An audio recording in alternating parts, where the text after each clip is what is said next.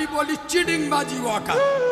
মানে আমার ঠাকুরদা মসজিদে 10 কাঠা জায়গা দিয়ে গেছে আর বলে গেছে এই মসজিদ দেখভাল করবে আমার এড়ে গরুটা, বড় এড়ে গরুটা মাতোয়ালি থাকবে, খেয়ে দেয়ে বেশি হলে মসজিদে দেবে। ও সারা জীবনে বেশি হবে না আর মসজিদে কথা বলে না দিতে হবে। আর এই মসজিদের মাতোয়ালি হবে আমার বেটা, আমার বেটা মরে যাবে তার বেটা হবে, তার বেটা মরে যাবে তার বেটা হবে। মানে ও 14 গোষ্ঠীর মসজিদ।